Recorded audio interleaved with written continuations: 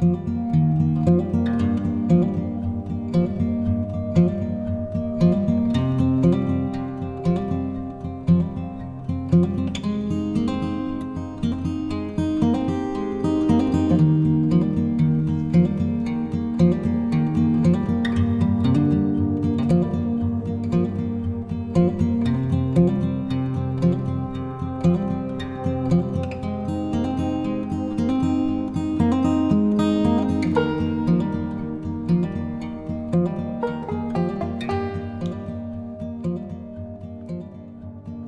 instrumento. Boa noite a todos. O Galácio quase que deu minha palestra aqui, mas sentido de família, né?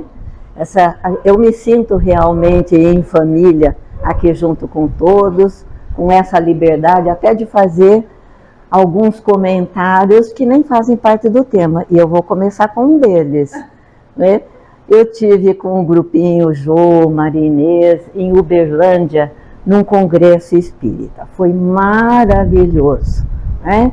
A gente ficou assim muito grata e muito esperançosa de ver a quantidade de jovens que participaram desse evento, né?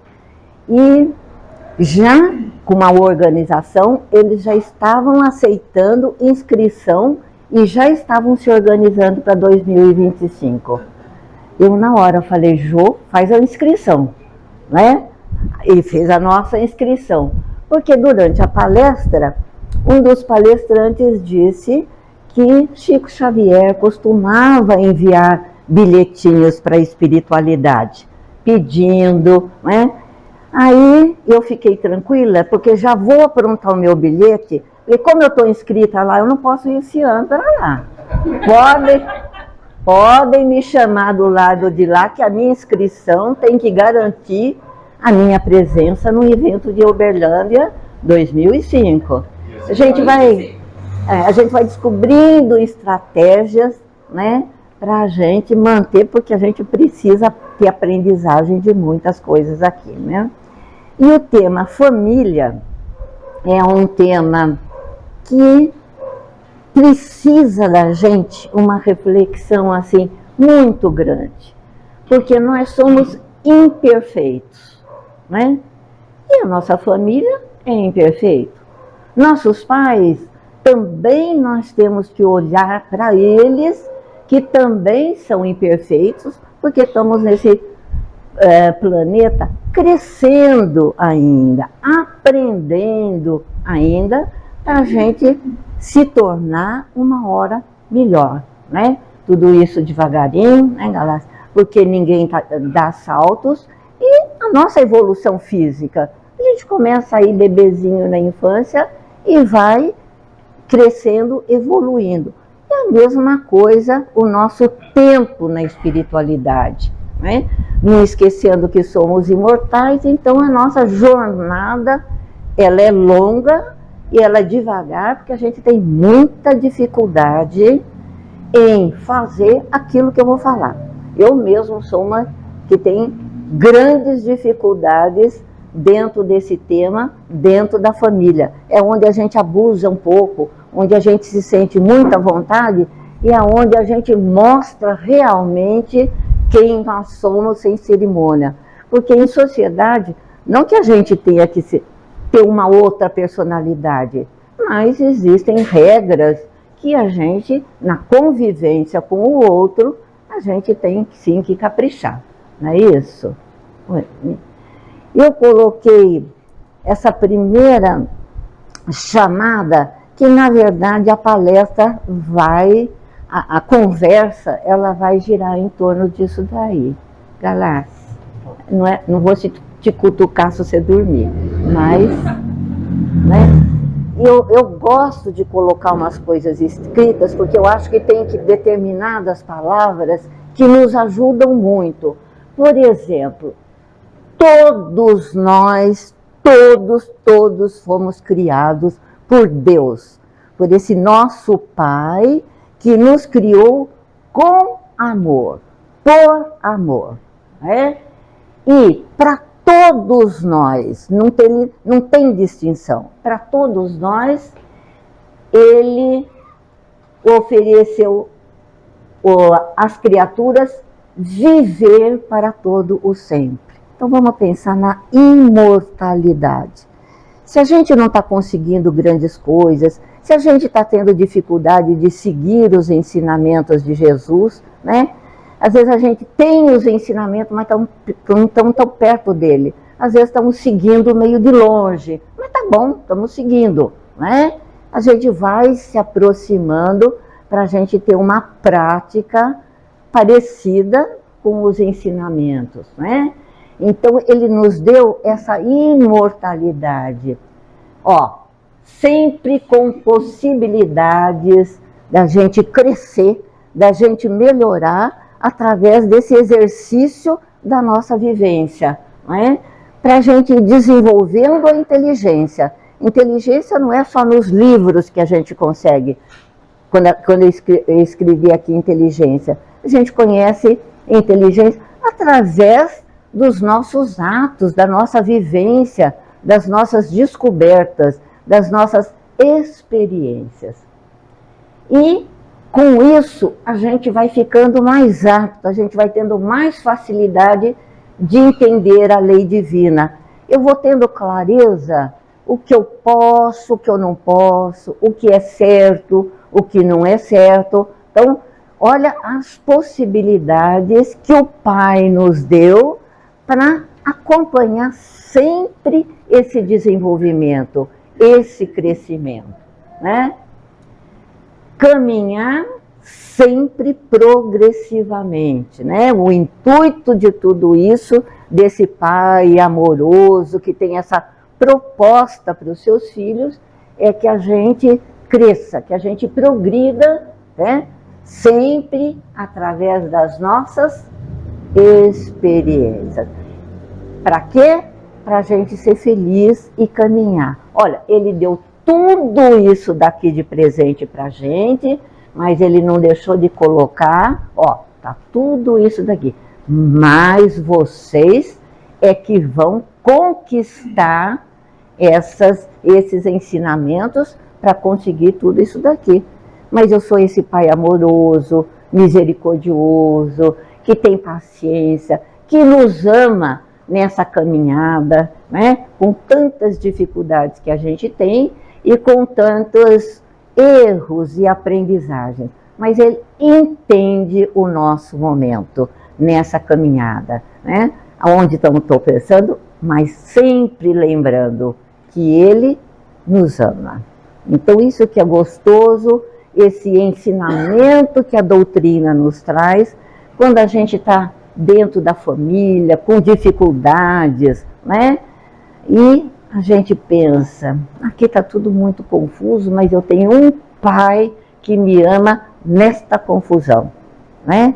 E se eu refletir e começar a melhorar, começar a entender um pouquinho mais essa lei divina, então eu vou dar esse passo, vou dar esse primeiro passo, porque acertar é muito gostoso.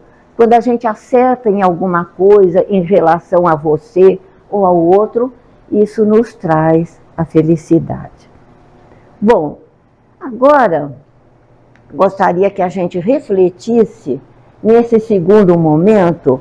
Afinal de contas, o tema é família, mas como que houve essa organização em termos de família? Deus, quando começou a criar os espíritos, eu vou criar aqui a família Modesto de Abreu. Bom, aqui eu vou colocar bastante, essa é a família Carro. Ele vai criando assim aos montinhos e vai reencarnando as famílias?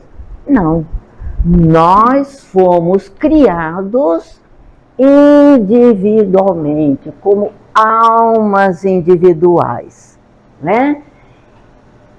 E essas almas individuais, no início, nós somos estranhos. Vamos pensar aqueles filmes que a gente assiste, que aparece o homem primitivo, o homem ali das cavernas, aquele lutando para sobreviver e sempre às vezes meio que isolado, porque nesse primeiro momento nós estamos lutando pela sobrevivência e nós estamos preocupados conosco, é o instinto da sobrevivência.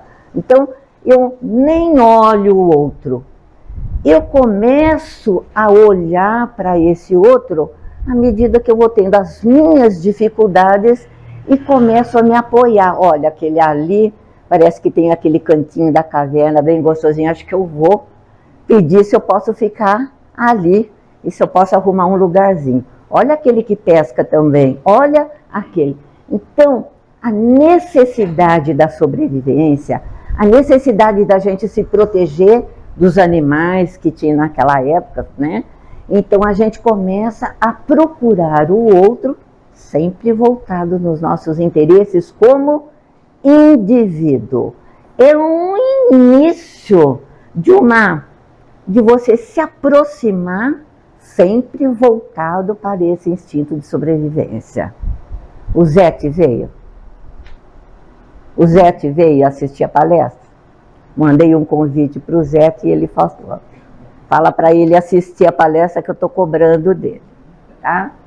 Então, foi nesse processo de convivência de um com o outro nessas dificuldades, ocupando o mesmo espaço, é que nós começamos a desenvolver vínculos, quer dizer, ligações de um com o outro. A gente começou então a se agrupar e a se juntar, né, para que aos poucos isso daí mais tarde se transforma em sentimento. Olha, ele me ajudou, então eu começo, aparece um sentimento ou de agradecimento ou de afinidade, ou de interesse, né? Deixa eu ficar com ele porque ele pesca bem, né? Então esses interesses é que vão nos juntando, né? E com o passar, com a evolução, saindo desse primeiro momento de homens primitivos, a gente devagarinho vai juntando esses laços, formando grupos maiores e que se agrupando como se fosse no início, depois dando origem à família, né? É onde as pessoas se unem em interesses comuns. Naquela época, interesse comum, sobrevivência.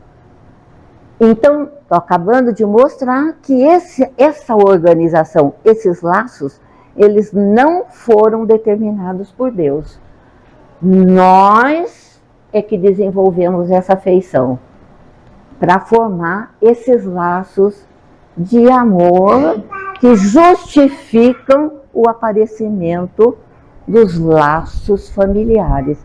Então, primeiro é esse interesse individual, a gente se agrupa e começa a desenvolver a parte do sentimento. Isso daí. Bom, agora também surge um segundo interesse em saber, nós estamos vivendo nesse esquema de família, nesse conceito desse tipo de organização? Será que foi sempre assim?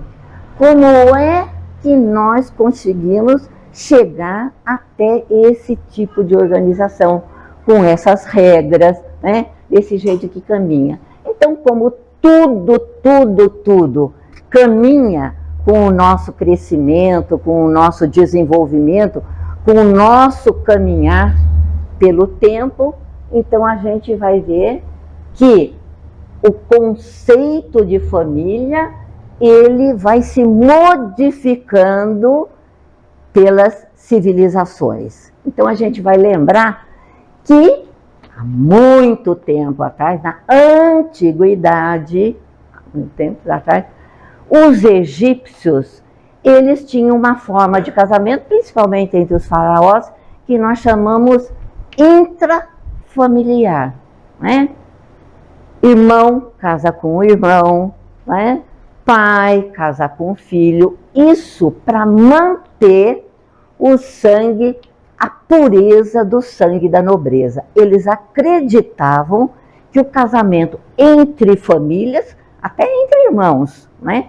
Que o casamento entre famílias era para você purificar o sangue, não se misturar com outros, e também a manutenção do poder. Tinha essas duas preocupações, né? Então, o que nós chamamos de casamento era comum. Entre famílias, dentro da própria família. Na Grécia, né, a sociedade, como ela era permissiva, tudo pode, né? Então, não tinham grandes regras, os filósofos lá variavam de 1000 maneiras e tudo era permitido. Então, a orientação familiar era de uma sociedade que tudo vale, permissiva nas suas condutas. E uma cidade muito importante, porque ela era a rota de comércio aí na região, muito grande, na cidade de Corinto tinha uma frase: tudo me é lícito, tudo me convém. Paulo olhou isso daí e fez uma mudada nessa frase em Corinto. Porque ele diz, tudo é lícito, mas nem tudo me convém, né? Mas é lá da Grécia, né? Tudo pode. Então a organização familiar também ela era muito confusa. Roma era o orgulho, os romanos se achavam, né, os melhores da sociedade. Então, quando dizia que era romano, era o orgulho que predominava na sua formação familiar. Ele não juntava, a família não juntava com ninguém, porque o orgulho romano era assim o mais forte para todos. Eles se achavam superiores a todos os outros. Vamos lembrar que todos esses povos tinham seus deuses politeístas, adoravam vários deuses, apesar, né, deles terem um deus principal que comandavam os outros, mas aqui o deus da lavoura, o deus na Grécia, o deus do vinho, Baco, né, que tinha aquelas festas que eram com condutas, né, que a gente assiste os filmes e vê como eram as festas do vinho.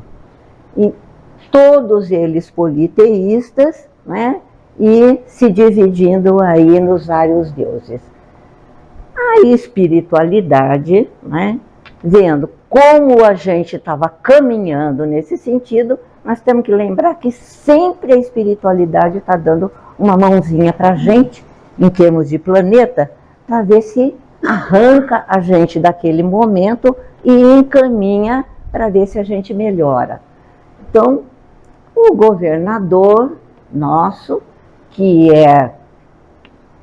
manda para os hebreus, né, que era o único povo da antiguidade que tinha a ideia dos Deus único, né, construíram um modelo de família, olha, prestando bastante assim, vamos ver se vocês entendem. Ele tem um Deus único.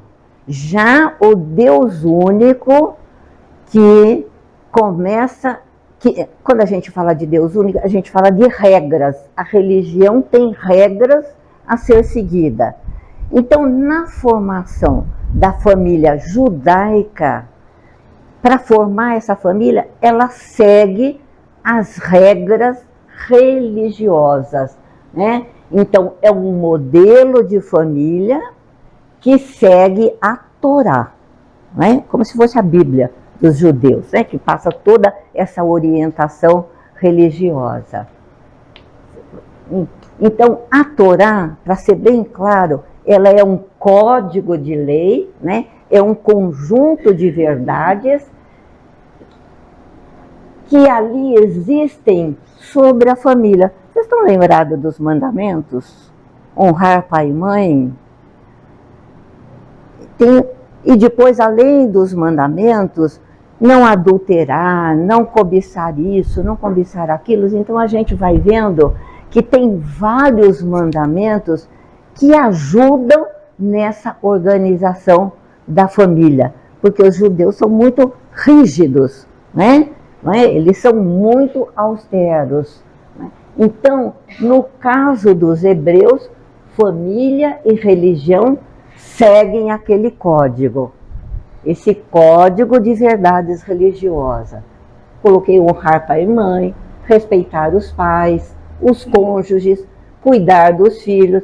Olha, a monogamia não sou eu que falo, não, é a Torá. Né?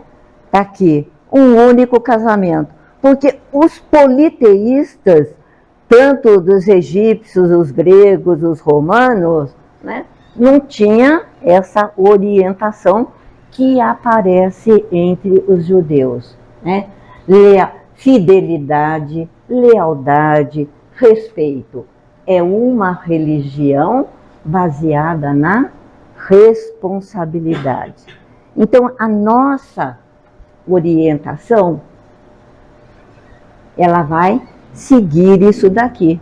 Porque na sequência que vem a Torá, que tem todos os ensinamentos, Jesus vem então nos ajudar, né? Mas ele vem nos ajudar seguindo essa orientação da Torá, mas o que ele vai fazer é um alargamento dessa proposta. Ele vem clarear um pouquinho mais, ele vem estender um pouco mais esses ensinamentos. Então, aquela ideia do Deus único que Moisés trouxe, que era um Deus assim mais austero, né? Jesus traz a ideia do Pai, né? Através de vários ensinamentos de Jesus. O próprio Pai Nosso, ele já nos identifica esse Pai, mas é um Pai amoroso, né? E ele, através da sua própria vida, e depois que ele aparece, ele vem nos trazer a imortalidade, que é o eixo central da sua mensagem. Então, o Deus único de Moisés, que era um Deus que dava medo, né? Que a gente tinha que obedecer, com Jesus, então, esse mesmo Deus, Jesus vem falar do amor, vem falar do perdão, né? Sem mudar os ensinamentos de Moisés. E na sequência, né, Jesus então trouxe a mensagem, né? Mas nós não podemos esquecer que foi Paulo de Tarso que fez toda a divulgação da mensagem de Jesus. Os seus ensinamentos poderiam ter se perdido se não tivesse a divulgação, não é? Então, ele fez um trabalho maravilhoso, os apóstolos se dividiram em grupo, um vai para um lado e outro vai para o outro. Paulo de Tarso veio mais no sentido ocidental, onde é a Europa, e ele levou para a Europa todos os ensinamentos do Cristo, do cristianismo, né?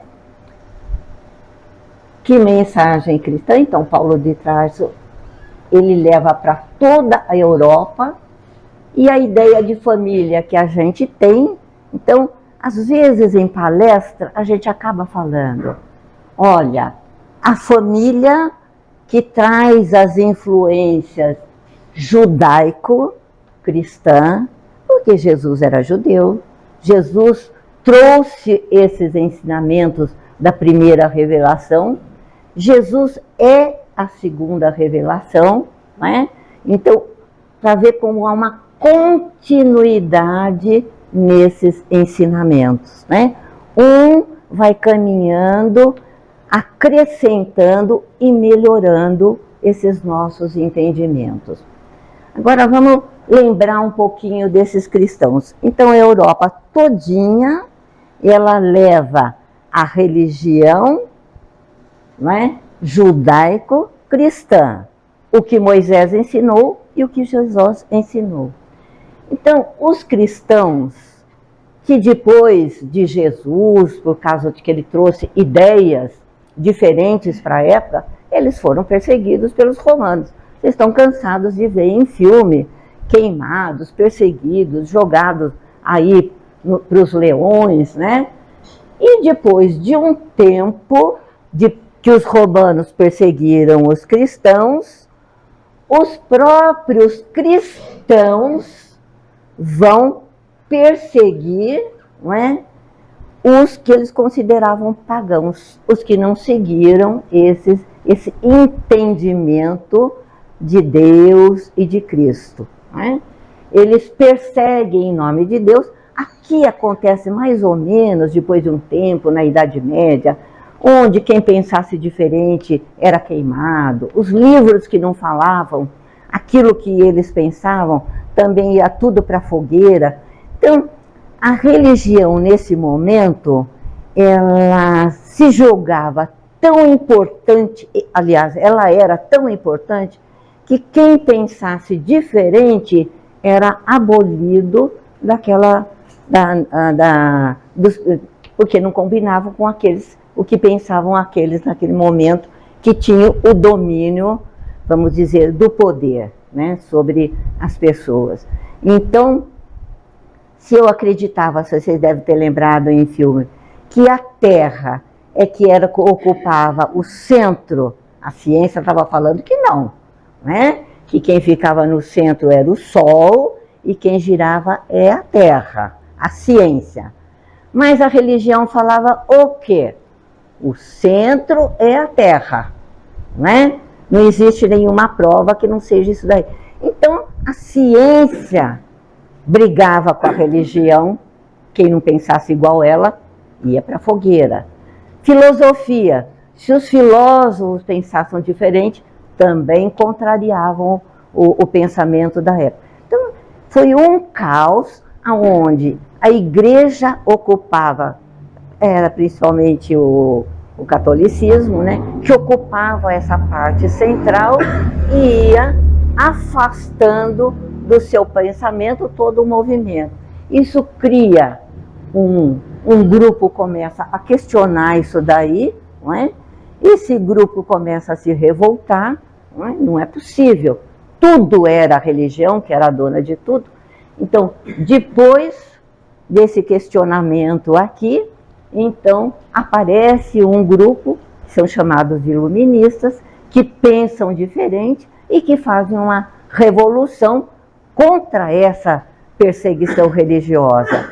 Então, esses religiosos, né, que são tirados de lado, muito sacerdote foi queimado, né, aconteceu barbaridades em nome da religião. Né, e eles começam a trabalhar num outro esquema. Tiram Deus disso daí, porque a religião era só a presença de Deus dentro dos dogmas dele. Eles tiram a religião de centro e colocam o homem no centro. Né? A religião atrasa a nossa vida, a religião não nos dá prosperidade, ela está atrapalhando a ciência, atrapalhando a filosofia, atrapalhando tudo. Então nós vamos ter uma sociedade sem Deus. É por esse motivo que aparece na sequência o ateísmo.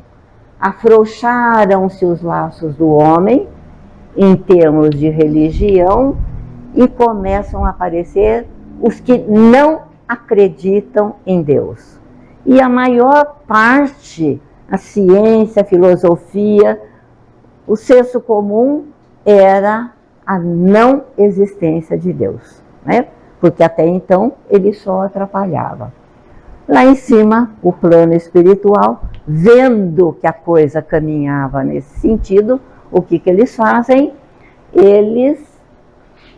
Aparece Allan Kardec, que traz esse cristianismo primitivo, tenta resgatar a religião novamente, que a humanidade estava perdida só nesse ateísmo. Se a gente for pensar bem, né? Aqui Kardec surge no momento certo. Por que o pai lá em cima demorou tanto e o governador demorou tanto para mandar o Kardec. Sempre tem o momento certo. Apesar de toda essa confusão aqui do materialismo, do ateísmo, a ciência começa a se desenvolver. E é pela própria ciência que Kardec confirma aquelas primeiras aparições através de mediunidade que começam a surgir na França, em Paris, e que vocês já assistiram muitas palestras daquelas meninas que tinham mediunidade e que Kardec depois foi transformando tudo isso, organizando tudo isso na doutrina espírita. Então nós estamos aqui com a nossa família de orientação judaica cristã, né?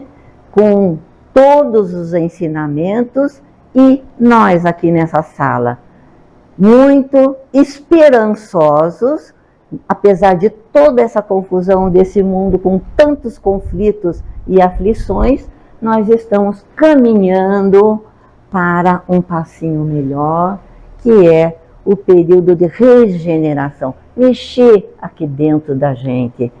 O que é regenerar? A gente recuperar aquilo que já estava deixado de lado. Muito materialismo, muita falta de Deus. Por que às vezes a gente está ficando muito aflita? Por que tem muita desesperança? Por que tem muitas aflições? É porque nós nos afastamos de Deus. Quando a gente se afasta de Deus, a gente só olha a matéria e a gente só quer aproveitar a nossa vida material, porque a vida espiritual fica tão distante que achar que a gente é um espírito imortal, a gente tem que fazer muito esforço hoje em dia. Mas para a gente não se perder como espírito imperfeito nesse chamamento material que a gente curte tanto, que nos chama tanto, e a gente, em vez de seguir Jesus, a gente segue mais de perto essas vontades, né, desse mundo material que nos parece às vezes impossível não viver com aquilo que eles nos fornecem. Então, caminhando nesse sentido, eu quero aproveitar esses últimos momentos, para a gente agora pensar na nossa família. Quando eu digo nossa família, agora a gente vai pensar, cada um pensando na sua família. Quem são meus pais? Quem foram? Para quem já perdeu os pais. Os nossos avós, né? E os nossos filhos. Como é formado a minha família? Né? Essa é uma família... Gente, eu tenho 2 livros aqui, que esse foi um dos livros que mais me ajudou a refletir sobre isso, o estudo da família. E Jesus no Lar, né? Quando Jesus, muito amigo e que ficava muito na casa de Pedro, né?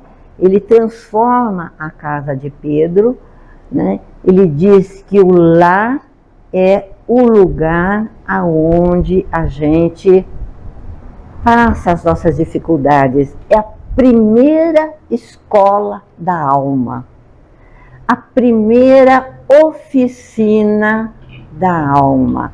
É aqui que nós temos que trabalhar, né? E ele vai insistir nesse nosso debruçar sobre o lar, Jesus no lar.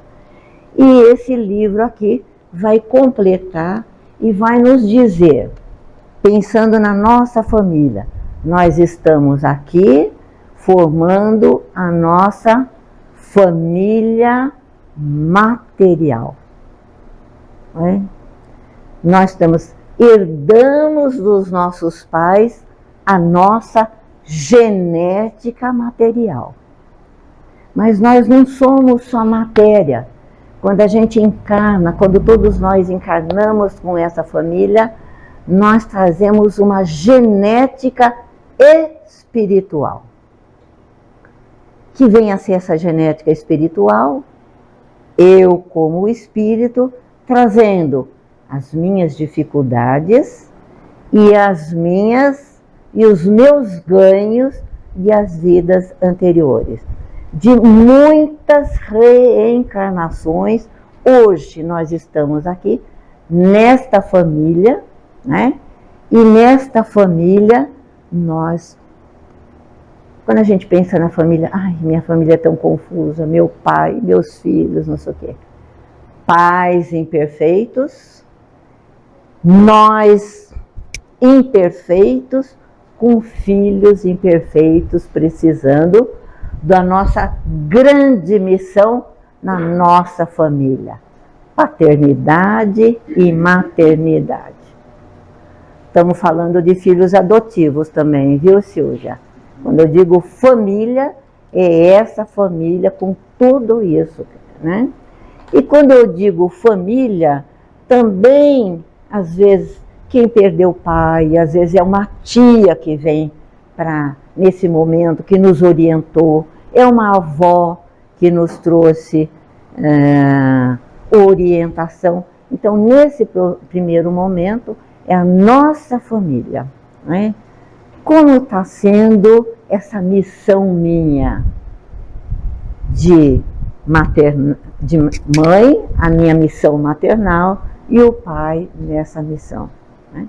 Então, esse livrinho aqui, ele vai nos dizer que nós temos duas funções muito importantes na família, independente do jeito que nós estamos organizados nas famílias atuais. A função educadora e regenerativa. Jesus disse, né, naquele primeiro livrinho, que é a primeira escola do lar é a família. Não é a professora, não é isso, é a família que constitui essa base. Somos nós que vamos desenvolver essas potencialidades que a pessoa de regras, de conduta, é a nossa moral, é o nosso desenvolvimento, é o que nós entendemos, como vivenciamos, é que a gente vai passar para aquele ser que nós trazemos aqui.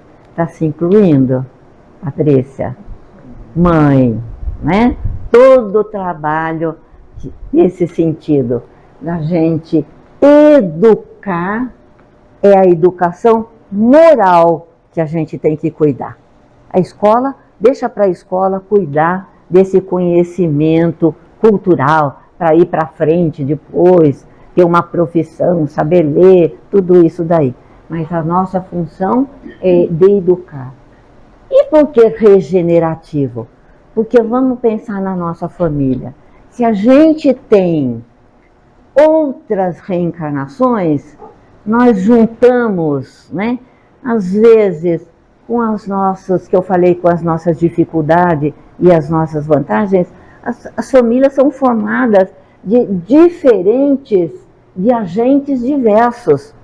Pode ser que tenha junto comigo uma pessoa que eu prejudiquei, um filho em outra reencarnação, muito complicada. Se vocês forem assistir o Nosso Lar 2, vocês vão ver a dificuldade na reencarnação de alguns que começam a atrapalhar também os encarnados, né?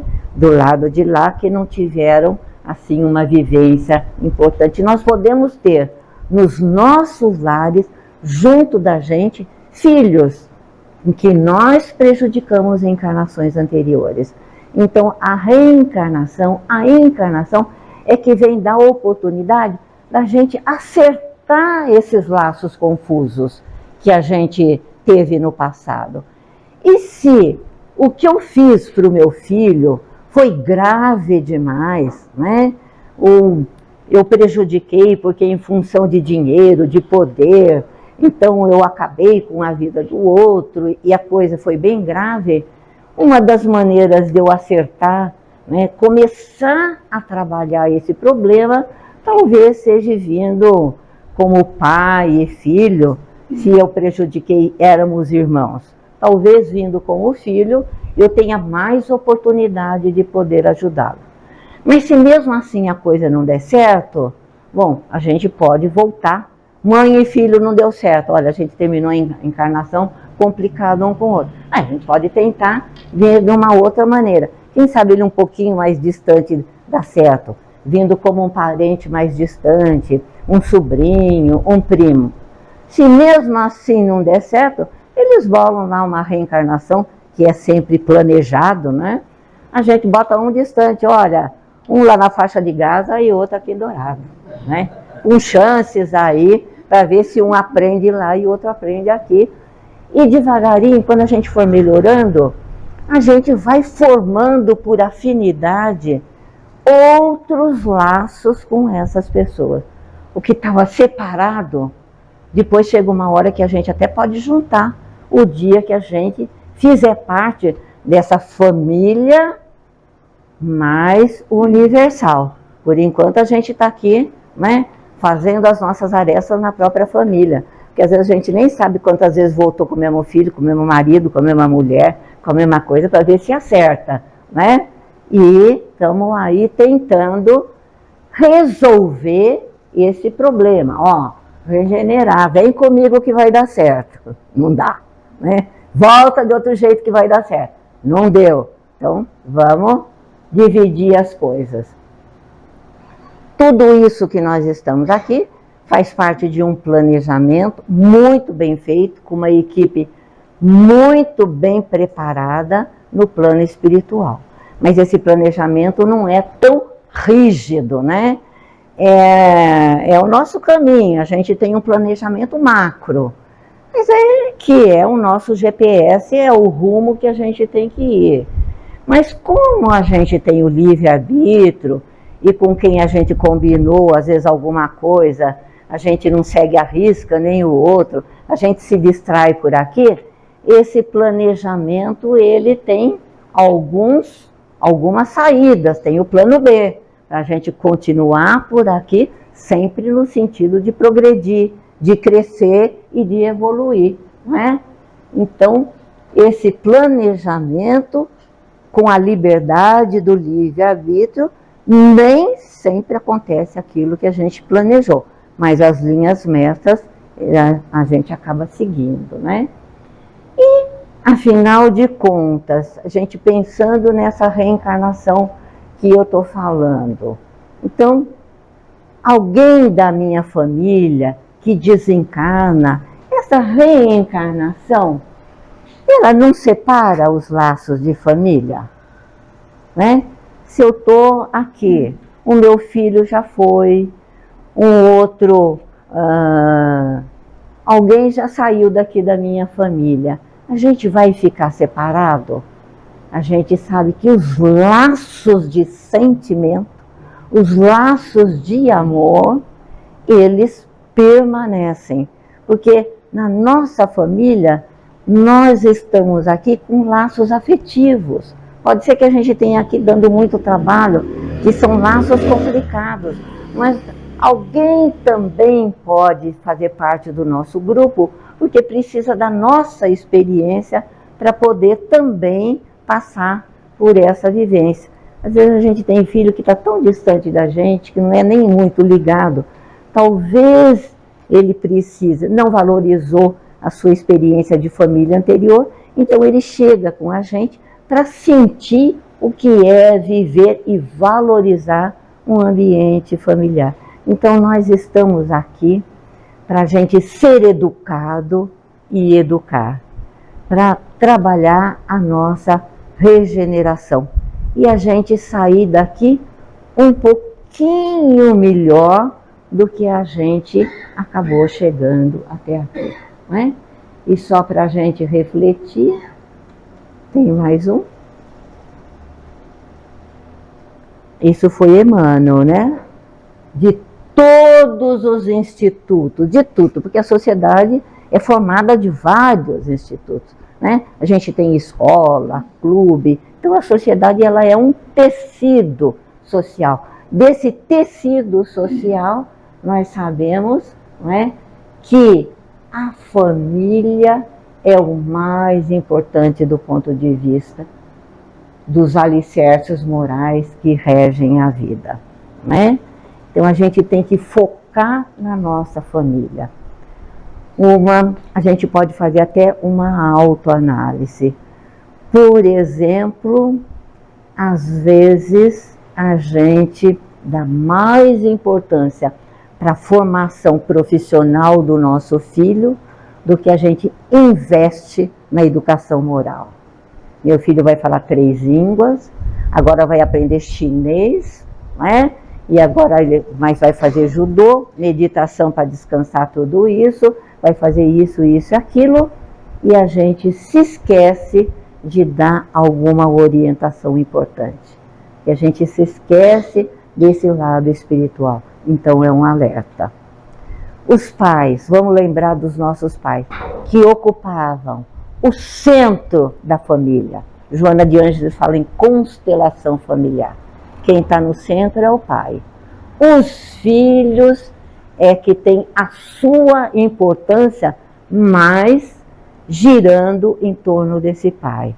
Então, quando o filho quer tomar o lugar do pai por algum problema que ele está assistindo na casa, vamos dizer que às vezes o casal está tendo uma série de problemas, de acerto, quando um filho quer tomar essa posição, Joana de Ângeles diz que essa família está desorganizada, né?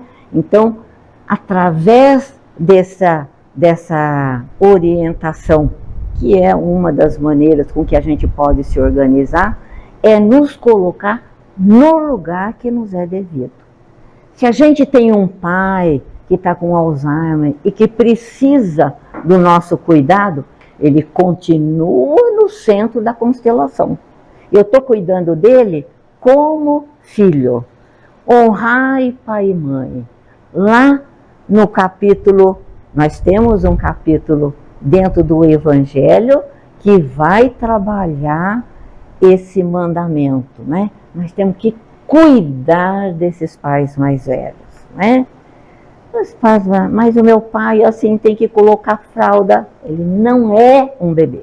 Você não vai pôr fralda no bebê, você vai pôr fralda no adulto, no seu pai, que te trouxe a sua genética para você estar aqui. Então, lembrando, quando a gente sair daqui, que é o nosso pai que ocupa o centro.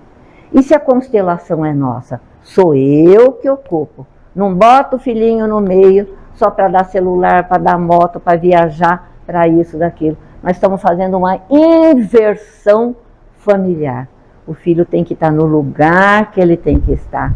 A gente provendo o que pode, não é? E caprichando mais nos nossos exemplos morais do que do lado material, da coisa. Isso nos descansa. E se na nossa reflexão a gente não fez tudo que a gente gostaria, uma hora a gente acerta, né? Não é para a gente se vitimizar. Era o que eu podia fazer, era o que eu podia dar, era o meu melhor. Quando é Dia das Mães, o Ito, meu filho mais velho, manda para mim um chinelo de madeira jogado assim. Minha mãe sempre teve um alvo bom. O que vocês acham do chinelo de madeira na mesa na hora do almoço? Ele não queria almoçar, foi para o hospital, ficamos 20 dias em um hospital por causa de problemas de saúde, então o chinelo fazia parte das regras maternais daquela casa. A direção do chinelo sempre, chinelo não, tamanco de madeira, né? Ele existe até hoje, né? Então, uma boa reflexão para as nossas famílias, pelo melhor que nós fizemos é isso daí, não é? E a gente vai continuar aqui colaborando através do nosso exemplo, não é? Não estou conseguindo terminar. Na hora que eu peguei o celular hoje, o João colocou, que eu achei lindo, um slide onde, olha, vai bem com aqui. No começo tem aqueles pássaros voando. Você tem o centro da constelação naquele conjunto de pássaros, né? Então você está direcionando todos os filhos. Chega uma hora, ele diz assim, enquanto eles são pequenos, você está passando toda a sua orientação, depois eles vão tendo consciência própria, né, da sua personalidade. Nós temos que aceitar o que eles estão decidindo para a roda. A gente continua na frente, né, João? E eles se dispersam. Então os pássaros dispersam como se a gente, né, a gente respeitasse a vontade de cada um. E no final do slide já aparece todo mundo, né? Porque aquela orientação do início da família e se educar, ele está lá na consciência de cada um, né? Então eu achei bonito isso daí para a gente refletir sobre o nosso papel, né? Uma boa noite para todos.